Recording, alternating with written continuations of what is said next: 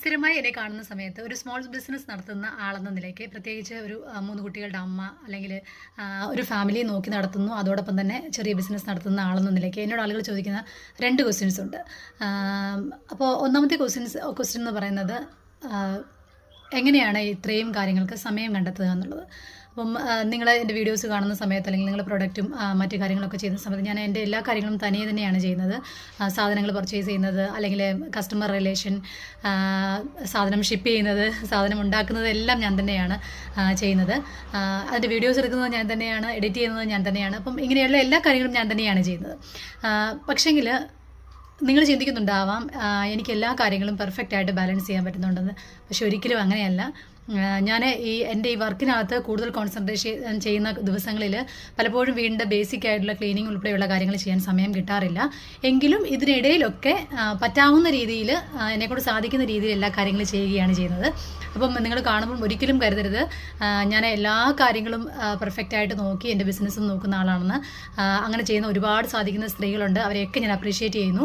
പക്ഷെങ്കിൽ നമ്മുടെ ഉള്ളിൽ ഞാനിപ്പം സ്മോൾ ബിസിനസ് ചെയ്യുകയും വീട് മാനേജ് ചെയ്യാനൊക്കെ ചെയ്യുന്ന സ്ട്രഗിൾ ചെയ്യുന്ന ഒരുപാട് വീട്ടമ്മമാരുണ്ട്. അപ്പോൾ അവർ മനസ്സിലത്ത് ഒരിക്കലും ചിന്തിക്കാൻ പാടില്ല നമ്മുടെ എല്ലാ കാര്യങ്ങളും പെർഫെക്റ്റായിട്ട് ചെയ്തതിന് ശേഷം മാത്രമല്ല ഞാൻ എൻ്റെ ബിസിനസ്സിന് വേണ്ടിയിട്ട് സമയം കണ്ടെത്തുന്നത്.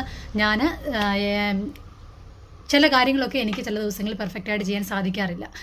ആദ്യമൊക്കെ ഭയങ്കര ഗിൽ ഫീലിംഗ് ആയിരുന്നു അത്. പിന്നീട് ഞാൻ ചിന്തിച്ചു മനസ്സിനകത്ത് നമ്മുടെ ഒരു ഗ്രോത്തിനും നമ്മുടെ ഒരു സ്വന്തമായിട്ടുള്ളൊരു ഡെവലപ്മെൻറ്റിനും അല്ലെങ്കിൽ നമ്മുടെ ഒരു ഹാപ്പിനെസ്സിനോടൊക്കെ ഒരു സമയം കണ്ടെത്തുന്ന ഒരു വലിയ ഒരു പ്രധാനപ്പെട്ട കാര്യമാണ്.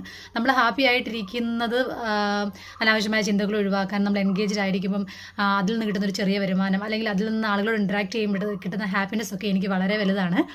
അതുകൊണ്ട് തന്നെ ഞാൻ എല്ലാ കാര്യങ്ങളും പെർഫെക്റ്റായിട്ടിരിക്കാൻ ആദ്യം ശ്രമിച്ച് പരാജയപ്പെട്ട ഒരു വീട്ടമ്മയാണ്. പക്ഷേ ഇപ്പം ഞാൻ എല്ലാത്തിനും സമയം എന്നെക്കൊണ്ട് സാധിക്കുന്ന രീതിയിൽ എല്ലാം പെർഫെക്റ്റ് ആക്കാൻ ശ്രമിക്കുന്നില്ല. പറ്റുന്ന കാര്യങ്ങളൊക്കെ വൃത്തിക്ക് ചെയ്യുക, ഒരു കാര്യം ചെയ്യുമ്പോൾ അതിൽ മാത്രം ഫോക്കസ് ചെയ്യുക, ആ ഒരു രീതിയിലാണ് കാര്യങ്ങളൊക്കെ ചെയ്യുന്നത്.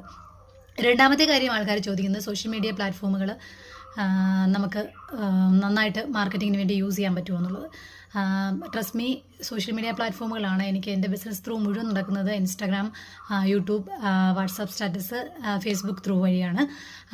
അപ്പം നിങ്ങൾ തുടർച്ചയായിട്ട് നിങ്ങളുടെ ഫോട്ടോസ് ആണെങ്കിലും പ്രൊഡക്റ്റ് ആണെങ്കിലും വീഡിയോസ് ആണെങ്കിലും ഒക്കെ ഇട്ടുകൊണ്ടിരിക്കുക. ഒരാൾ പോലും ലൈക്ക് ചെയ്തില്ലെങ്കിലും ഒരു ലൈക്ക് പോലും കിട്ടിയില്ലെങ്കിലും ഇത് വാച്ച് ചെയ്യുന്ന ഒരുപാട് ആളുകൾ നമ്മുടെ ഫ്രണ്ട് ലിസ്റ്റിലുണ്ട്. ഒരുപാട് വൈഡായിട്ടുള്ള ഒരു ആളുകളിലേക്ക് നമ്മുടെ വീഡിയോസ് ആണെങ്കിലും ഫോട്ടോസ് ആണെങ്കിലും ഒക്കെ എത്തുന്നുണ്ട്. ആളുകൾ ഇൻട്രാക്ട് ചെയ്യുന്നില്ല എന്ന് കരുതി നമ്മൾ പോസ്റ്റ് ഇടുന്നത് സ്റ്റോപ്പ് ചെയ്യാതിരിക്കുക, നമ്മൾ വീഡിയോസ് ചെയ്യുന്നത് സ്റ്റോപ്പ് ചെയ്യാതിരിക്കുക. എൻ്റെ ബിസിനസ് കംപ്ലീറ്റ് ഓൺലൈൻ ത്രൂ ആണ് എനിക്ക് ബിസിനസ് വരുന്നത്. വളരെ കുറച്ച്